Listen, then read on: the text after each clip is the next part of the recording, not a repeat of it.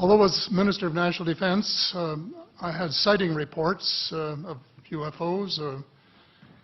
I was too busy to be concerned about them at the time because I was trying to unify the Army, Navy, and Air Force into a single Canadian Defence Force. And that itself was a kind of battle to the finish. So this was not high on my agenda. But about 10 years ago, I started getting interested due to a young man from Ottawa sending me material on the subject. I told him I was too busy to read it, but he had confidence that someday I would. It took me a while to get around to reading it, but I took it for my summer reading in 2005 and was really impressed with what was contained in it. And what I thought to myself is there are huge issues here, huge issues. And the American people and the people of the world have a right to know what's going on because they're part of it. It's not just an isolated thing. I accept the invitation of Victor Vigiani, who's over here somewhere, and his cohort, Mike Bird, to speak to a symposium at the University of Toronto. And I said, UFOs are as real as the airplanes flying overhead. That gave me the dubious distinction of being the first person of cabinet rank in the G8 group of countries to say so unequivocally.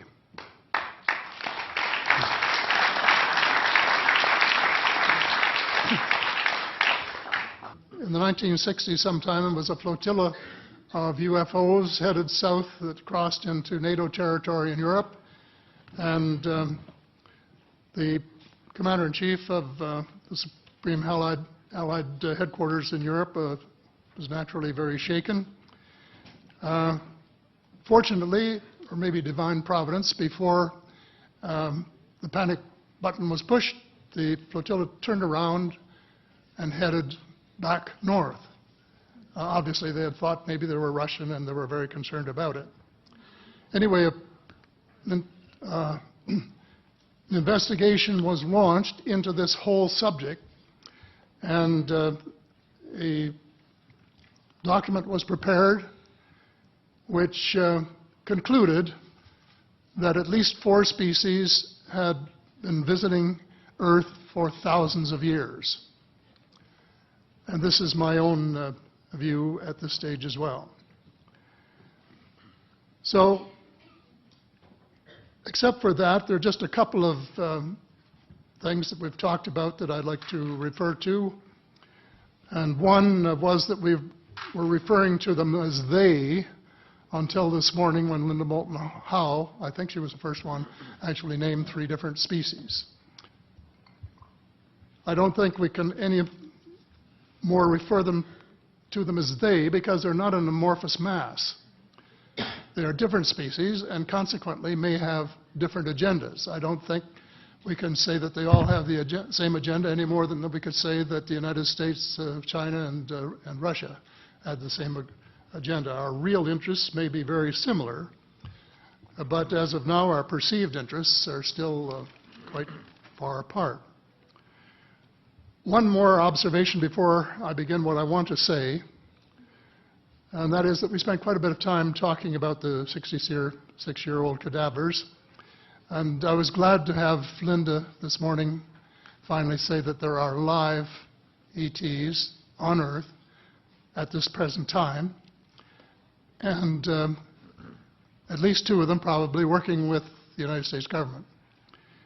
The other species that I learned about not too long ago was called the tall whites. And this is when Paula Harris broke the story just a few years ago.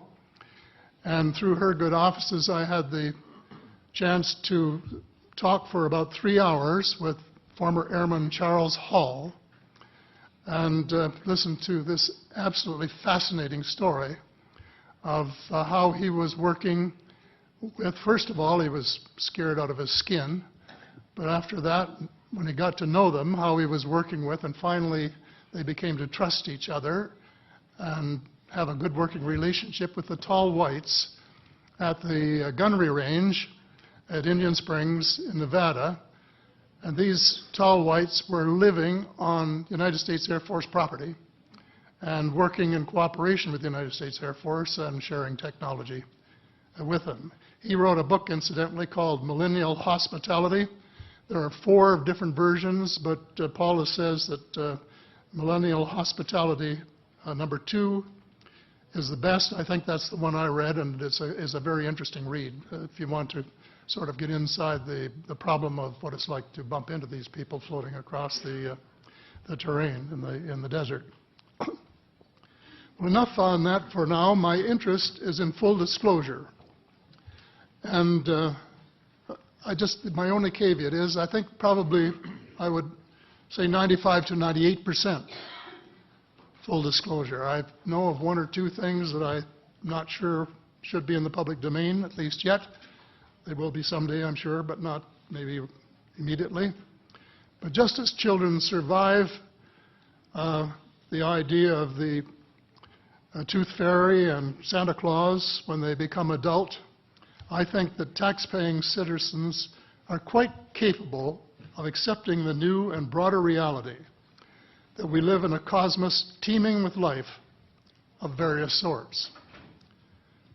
The fact that some other civilizations are more advanced than we are may be humbling. And it exists, and it's being kept secret by the same vested interests who control our destiny. Who are these vested interests, and what are they up to? Well, Senator, you were talking about a military junta.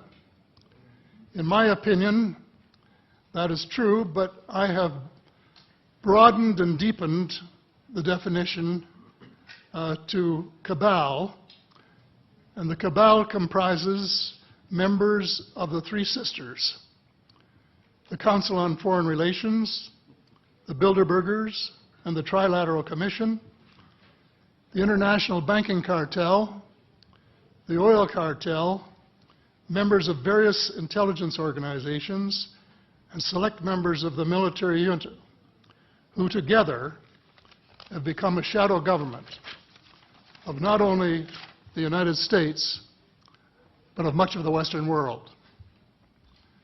The aim of the game is a world government comprising members of the cabal who are elected by no one and accountable to no one.